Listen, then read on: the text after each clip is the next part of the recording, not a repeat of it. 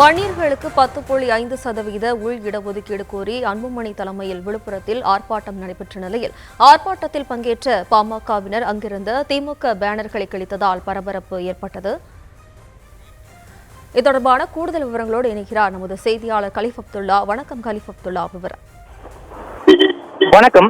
விழுப்புரம் புதிய பேருந்து நிலையம் அருகே உள்ள நகராட்சி திடலில் வன்னியர்களுக்கான 10.5% இடஒதுக்கீடை வழங்க மறுக்கும் திமுக அரசை கண்டித்து உடனடியாக இடஒதுக்கீடை வழங்க வலியுறுத்தியும் பாமக சார்பில் மாபெரும் கண்டன ஆர்ப்பாட்டம் இன்று விழுப்புரத்தில் நடைபெற்றது. பாமக தலைவர் அன்புமணி ராமதாஸ் தலைமையில் நடைபெற்ற இந்த கண்டன ஆர்ப்பாட்டத்தில் கலந்து கொண்ட ஆயிரக்கணக்கானவர்கள் தங்கள் கையில் பதக்கைகள் ஏந்தியபடி வன்னியர்களுக்கு இடஒதுக்கீடை வழங்க மறுத்த திமுக அரசை கண்டித்தும் இடஒதுக்கீடை உடனடியாக வழங்க வலியுறுத்தியும் கண்டன ஆர்ப்பாட்டம் நடைபெற்றது.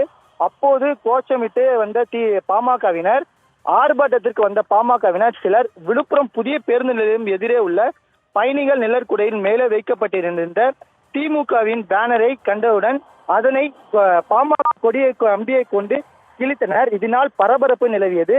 அந்த இடத்தில் திமுகவின் விளம்பர பேனர்கள் எதற்காக வைக்கப்பட்டது என கேட்டு சிலர் அதை அகற்ற வேண்டும் என கூறி பாமகவினர் அங்கு வாக்குவாதத்தில் ஈடுபட்டனர்.